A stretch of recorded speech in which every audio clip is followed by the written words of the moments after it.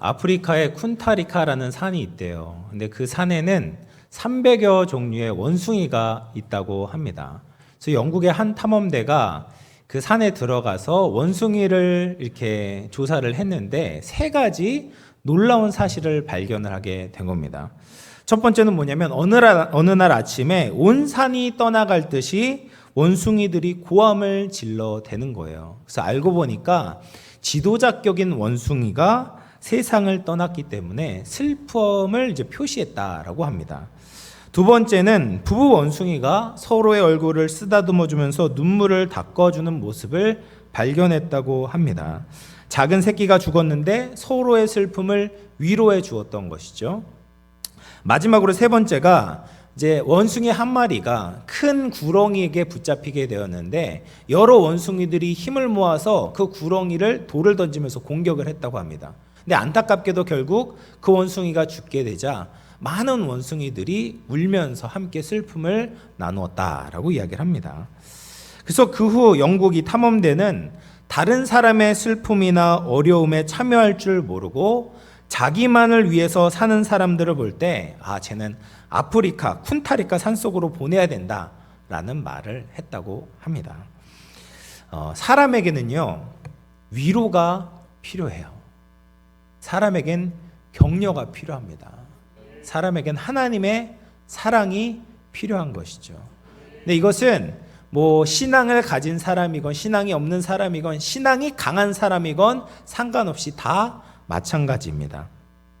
오늘 본문을 보면 위대한 사도 바울도 역시 위로가 필요한 사람이구나를 알게 됩니다.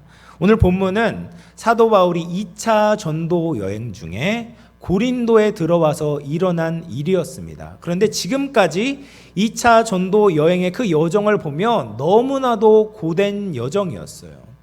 그래서 처음에 이제 수리아 안디옥을 출발을 해가지고 1차 전도 여행 때 세운 교회들을 이제 다독이면서 세워나갔거든요.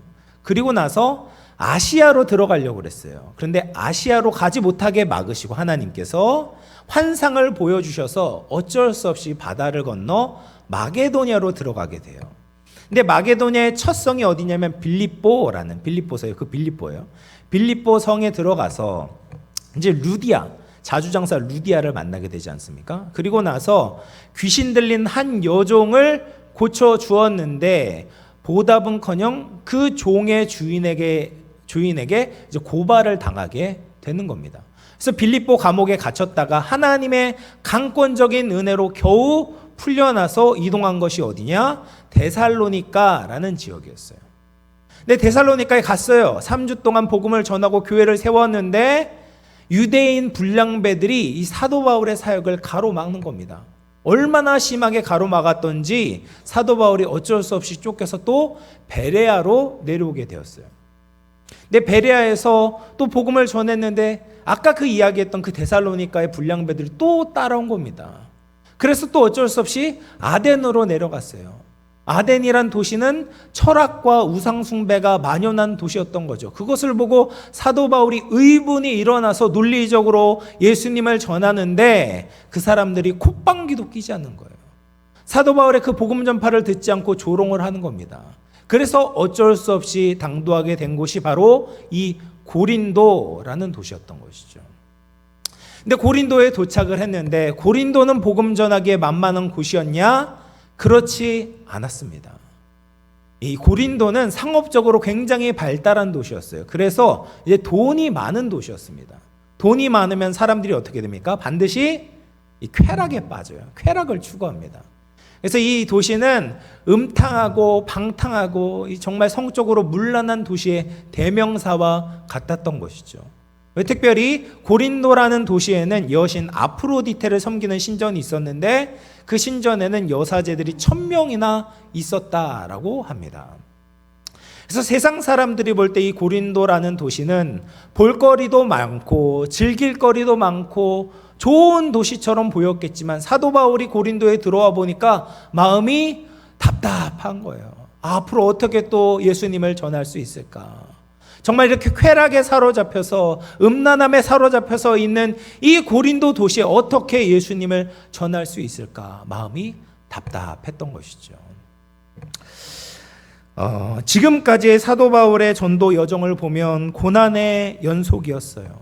하나님이 가라고 해서 마게도냐로 건너왔는데 가는 곳마다 사역이 쉽지 않습니다. 감옥에도 갇히고 조롱도 받습니다. 그리고 열매가 보이지 않는 거죠. 그래서 고린도에 도착한 그 사도 바울의 심정을 고린도전서 2장 3절에 이렇게 표현해요. 내가 너희 가운데 거할 때 약하고 두려워하고 심히 떨었노라. 이게 지금 고린도에 도착한 사도 바울의 심적 상태였던 거예요.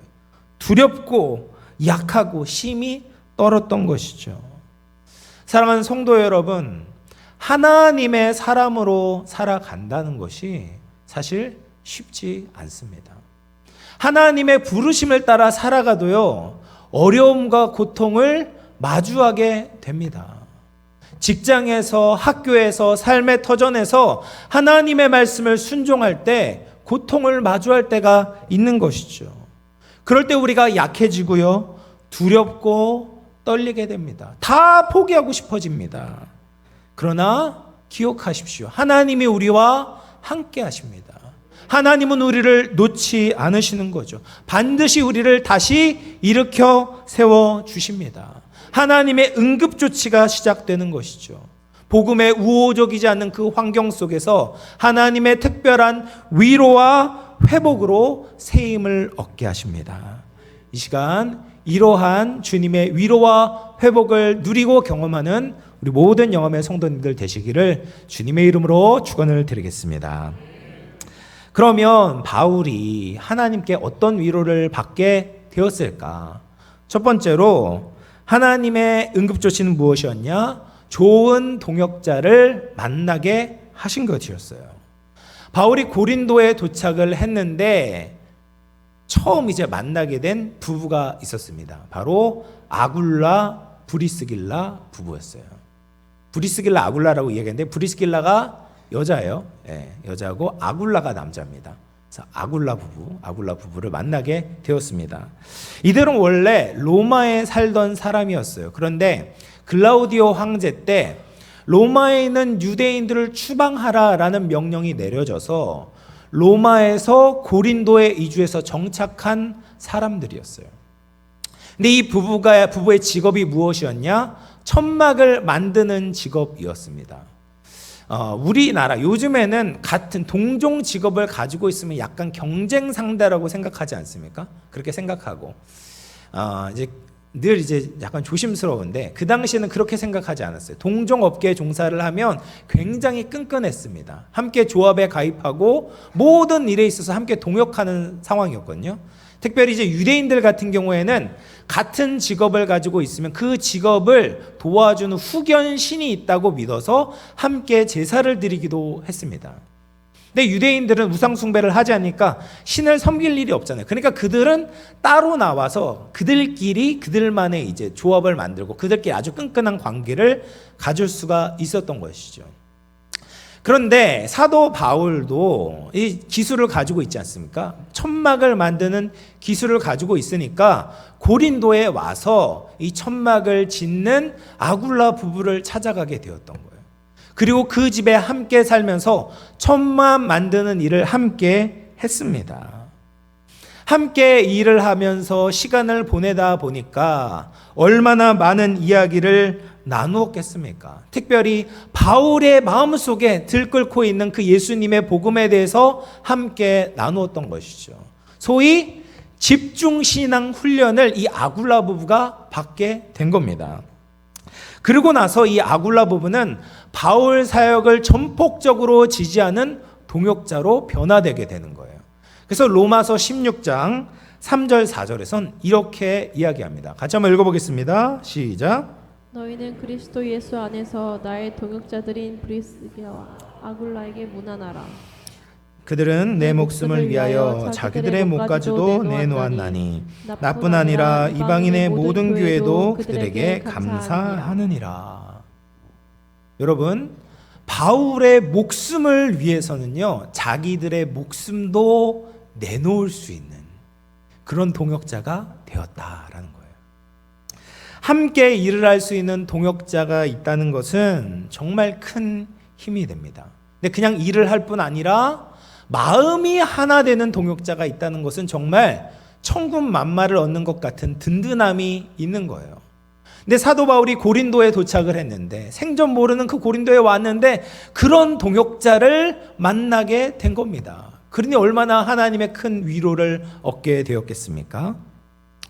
목회자인 저도 이제 이런 분들을 만나면 참 감사합니다.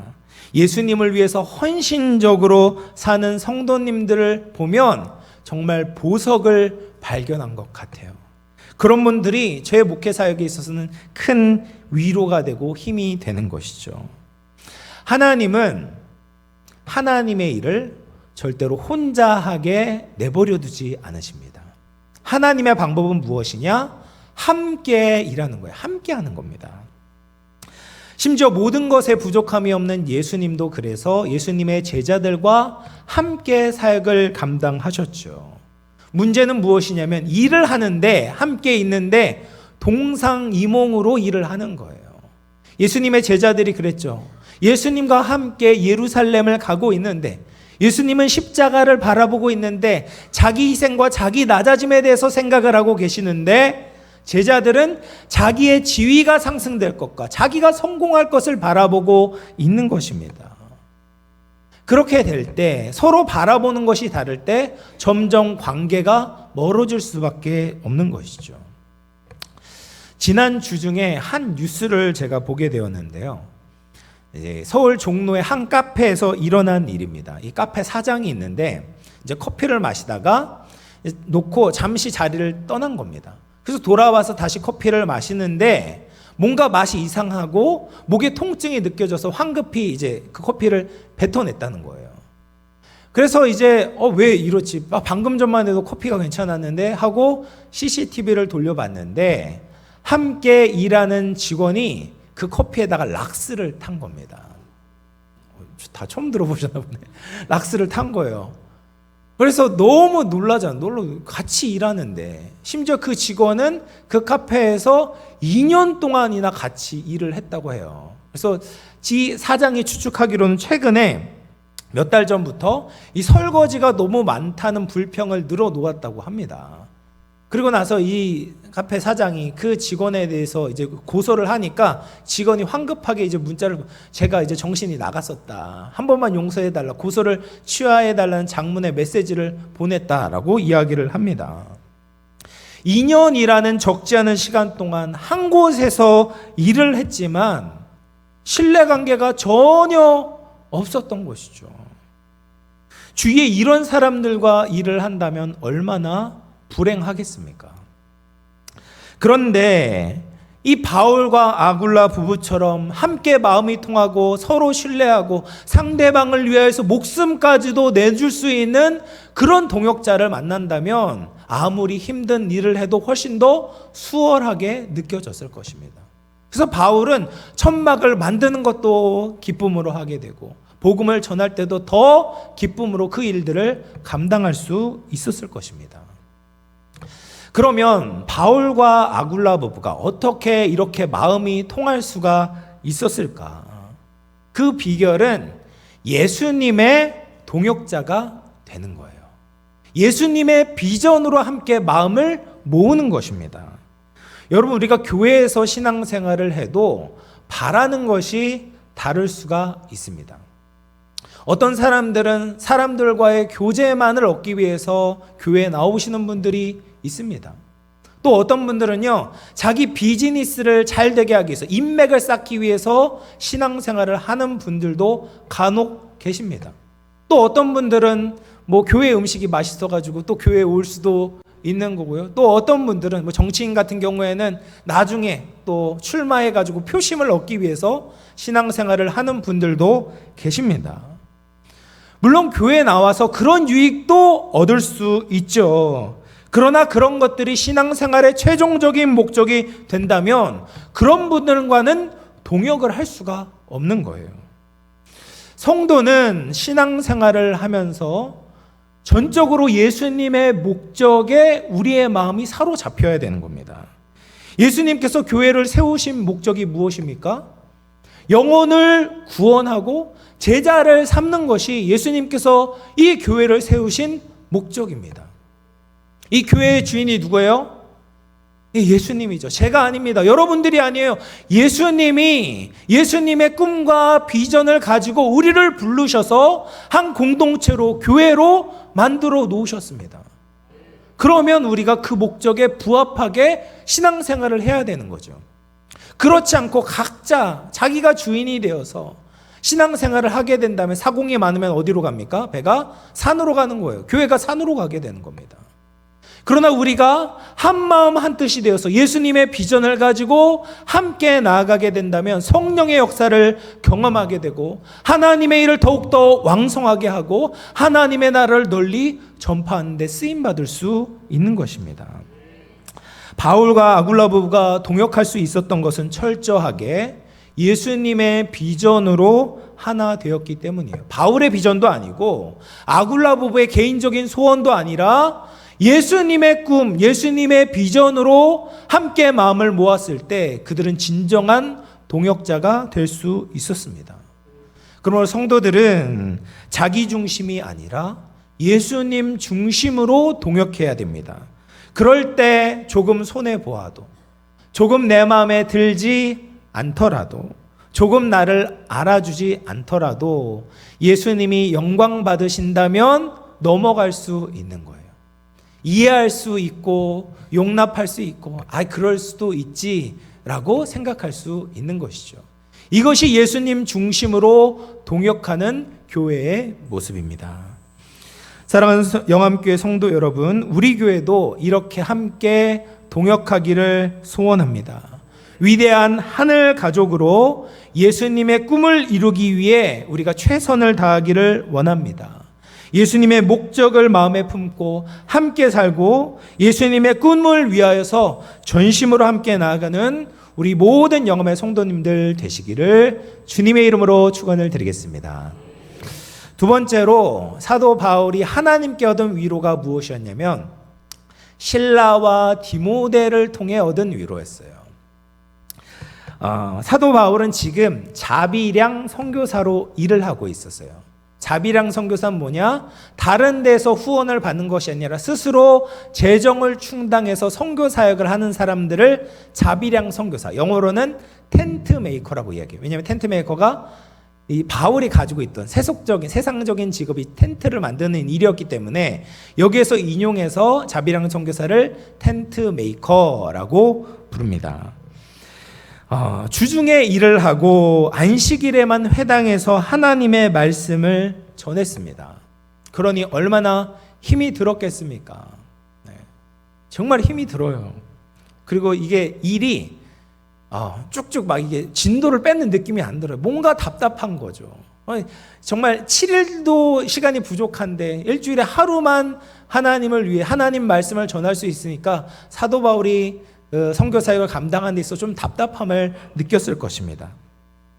그런데 그렇게 사역을 하고 있는데 마게도냐에 남겨두어 사역을 하던 이 실라와 디모데가 고린도에 내려오게 된 거예요. 그래서 사도행전 18장 5절 말씀인데요.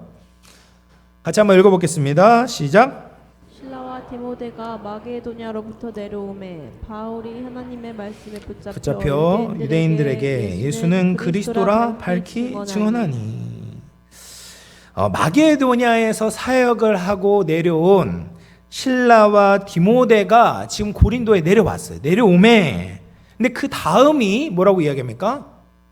바울이 하나님의 말씀에 붙잡혔다라고 이야기를 해요. 여러분, 당연히 함께 일하고 동역했던 실라와 디모데를 만나는 것은 좋은 일이죠. 반가운 일이죠. 근데 그것과 바울이 하나님의 말씀에 붙잡힌 것과 어떤 상관관계가 있을까?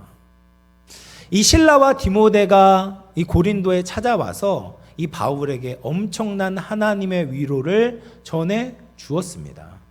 데살로니가전서 3장 6절과 7절 말씀입니다.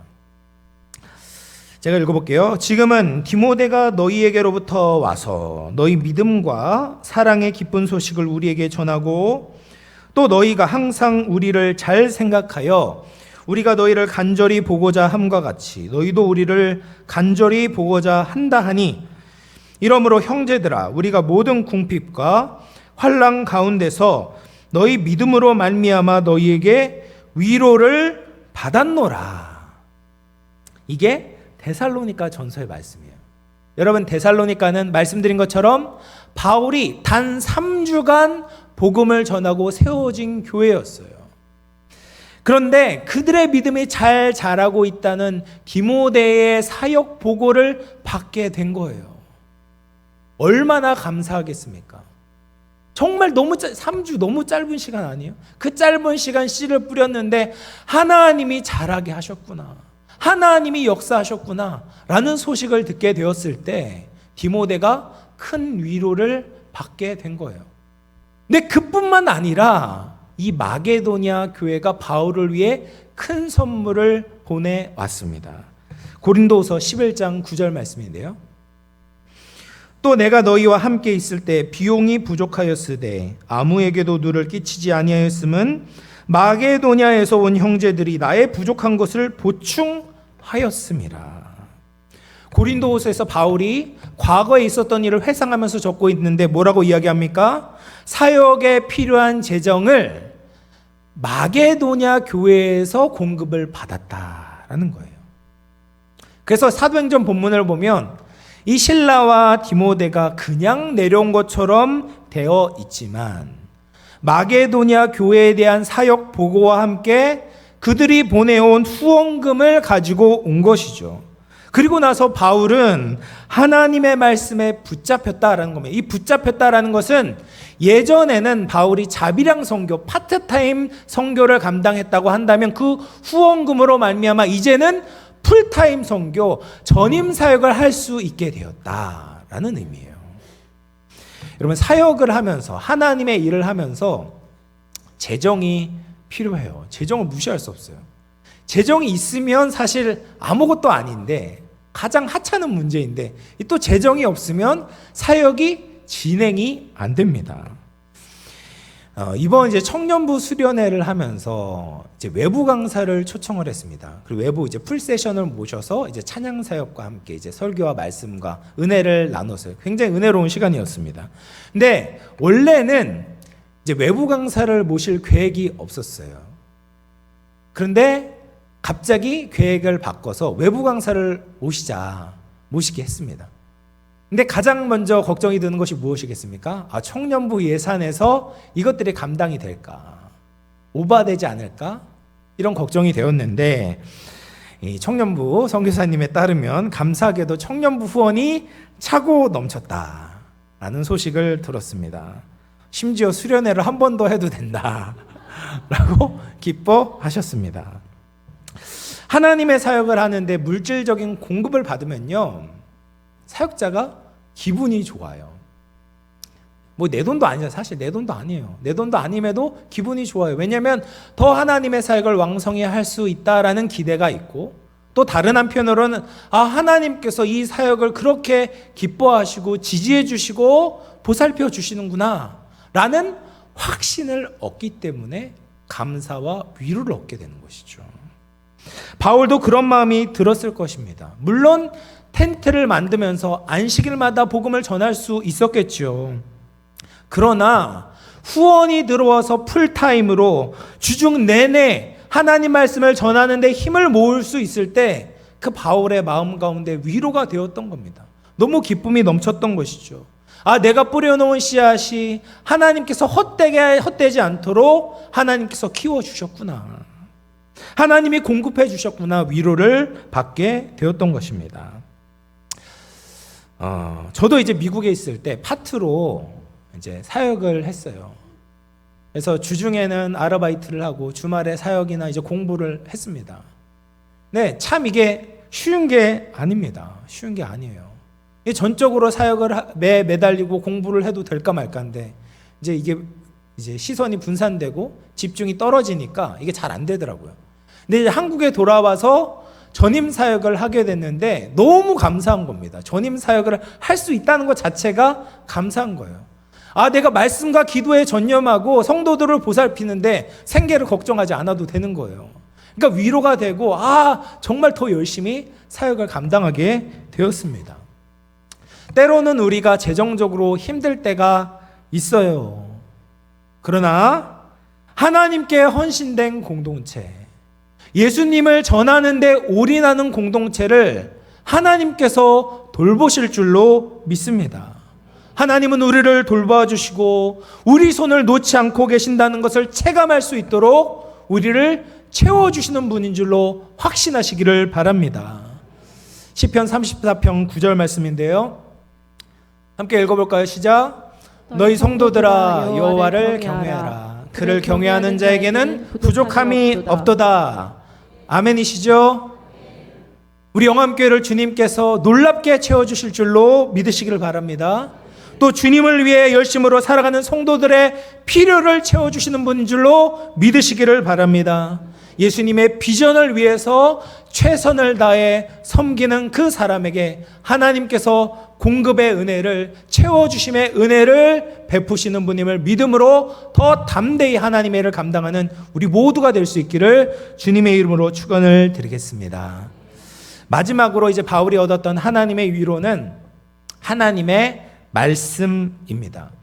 바울이 이제 고린도에 와서 사역을 했잖아요. 그런데 여러 열매가 있지만 그 중에 눈에 띄는 열매가 있습니다. 바로 회당장 그리스보와 온 집안이 주님께 돌아오게 된 겁니다.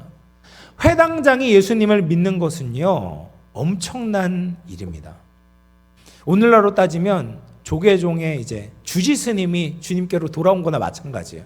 얼마나 이제 유대인들이 충격을 받는지 모릅니다. 그러니까 그 회당이라는 유대인의 종교의 중심 장소를 섬기고 있는 수장이 예수님께 돌아오게 된 거예요. 그러니까 유대인들이 충격을 받고 더 이상 회당에서 복음을 전하지 말라, 사도 바울을 가로막은 겁니다. 근데 바울이 또 이 유대인들의 이 방해를 받으면서 또 어떤 생각이 들었겠습니까? 마게도냐에서 있었던 일이 다시 회상이 되는 것이죠. 또 벽에 부딪혔구나. 또 이렇게 고린도에서 떠나게 되는 건가? 또 내가 감옥에 갇히는 건 아닌 건가? 이런 위축된 마음이 들게 되는 것이죠. 근데 이때 하나님께서 바울에게 나타나셔서 말씀으로 위로를 건네시는 거예요. 사도행전 18장 9절 10절입니다. 같이 읽어보겠습니다. 시작. 밤에 주께서 환상 가운데 바울에게 말씀하시되 두려워하지 말며 침묵하지 말고 말하라. 내가 너와 함께 있음에 어떤 사람도 너를 대적하여 해롭게 할 자가 없을 것이니 이는 이 성중에 내 백성이 많음이라 하시더라. 아멘. 하나님이 바울의 환상 가운데 나타나셔서 두려워하지 말며, 바울이 지금 두려워하고 있는 거죠. 침묵하지 말고 말하라. 바울이 지금 침묵하고 싶은 거예요. 하나님이 그렇게 위로와 격려를 해주시고 계신 겁니다. 두려워하지 말고 침묵하지 말고 말하라. 왜요? 내가 너와 함께 있다라는 거죠.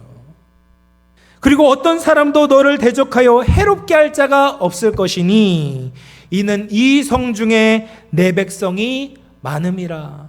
바울이 계속해서 이 고린도 사역을 지속해야 되는 당위성에 대해서 하나님이 설득하면서 바울을 격려해주고 계신 겁니다. 바울이 하나님의 말씀을 듣고 무려 1년 6개월 동안 고린도에 머물면서 하나님의 말씀을 가르쳤던 것이죠.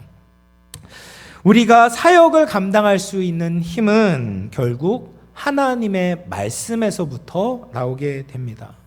새로운 사역에 맡겨질 때 걱정이 돼요. 염려가 됩니다. 내가 과연 할 수 있을까? 과거에 내가 이렇게 실패했는데, 과거에 내가 이렇게 어려움에 겪었는데, 앞으로 내가 이런 여러 가지 장애물들이 있는데 내가 이걸 과연 감당할 수 있을까?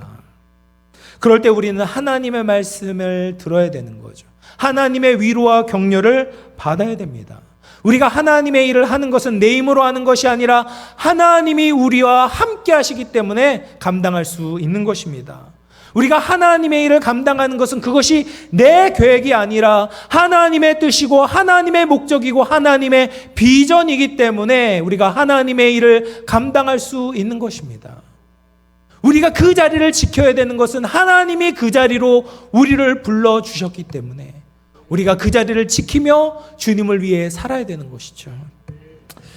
오늘 이제 주보의 삽지로 구역 청지기를 임명을 했습니다. 교회에 있어서 이 구역이라는 것이 너무나도 중요합니다. 구역은 작은 교회와 같아서요. 이 구역이 활성화되면 교회 전체가 활기차져요. 그래서 소외된 사람이 없고 하나님의 은혜와 하나님의 사랑이 이제 다 흘러가게 됩니다. 근데 이 구역을요, 담임 목사인 저 혼자 구역을 커버를 못해요. 반드시 함께하는 동역자가 필요합니다. 예수님의 마음에 붙잡힌 구역장님들, 부구역장님들, 권찰님들이 필요한 것이죠. 그렇게 예수님의 비전으로, 예수님의 꿈으로 한 마음이 돼서 구역을 섬기면 하나님의 역사가 일어나게 되고 영암교회가 더욱 부흥 발전하게 될 줄로 믿습니다. 사랑하는 성도 여러분, 이 바울에게 주신 말씀이 곧 우리에게 주신 말씀인 줄로 믿으시기를 바랍니다. 지금 사역하는 것이 쉽지가 않아요. 구역 모임하는 것도 어렵습니다. 현대인들 얼마나 바쁘고 분주합니까? 세상은요, 신앙생활 하지 못하게 더 막습니다. 진리를 조롱하고 고린도와 같이 세상 쾌락에 빠져 있습니다. 그러면 우리가 어떻게 해야 되겠습니까? 떠나야 되겠습니까? 사역을 그만둬야 될까요? 아니죠. 주님께서 우리를 여기에 두신 이유를 기억해야 됩니다. 그것은 여전히 이 성 중에 하나님의 백성이 많기 때문입니다. 우리가 그들에게 예수님의 복음을 전해야 되는 거죠. 예수님의 사랑을 전해야 됩니다. 그것을 위해서 바울을 부르셨던 것처럼, 아굴라 부부를 부르셨던 것처럼 우리를 부르셨습니다. 저와 여러분에게 예수님의 복음을 맡기셨습니다. 예수님의 사랑으로 살아내라고 하십니다. 우리가 주님을 위해서 살아가게 될 때 주님이 우리를 아낌없이 돌보시고 우리의 모든 것을 채워주실 줄로 믿으시기를 바랍니다. 마지막으로 로마서 8장 31절, 32절 같이 한번 읽어보도록 하겠습니다. 시작! 그런즉 이 일에 대하여 우리가 무슨 말하리요? 만일 하나님이 우리를 위하시면 누가 우리를 대적하리요? 자기 아들을 아끼지 아니하시고 우리 모든 사람을 위하여 내주시니가 어찌 그 아들과 함께 모든 것을 우리에게 주시지 않겠느냐. 아멘. 사랑하는 성도 여러분, 말씀을 마무리하겠습니다. 삶의 현장에서 또 예수님을 위해서 살아갈 때 바울과 같이 어려움을 겪을 수 있습니다. 열심히 했는데 열매가 보이지 않고 실패한 것처럼 느껴질 때도 있습니다. 그때마다 주님이 주시는 위로를 받으십시오. 주님의 음성을 들으십시오. 우리를 사랑하셔서 모든 것을 주신 그 사랑을 기억하십시오. 그리고 포기하지 말고 주님을 끝까지 따라갑시다. 그렇게 예수님과 함께 동역할 때 주님께서 우리의 인생을 돌보시고 책임져 주실 줄로 믿습니다. 주님으로 위로를 얻고 주님의 능력으로 세상 가운데서 승리할 수 있는 우리 모든 영암의 성도님들 되시기를 주님의 이름으로 축원을 드립니다.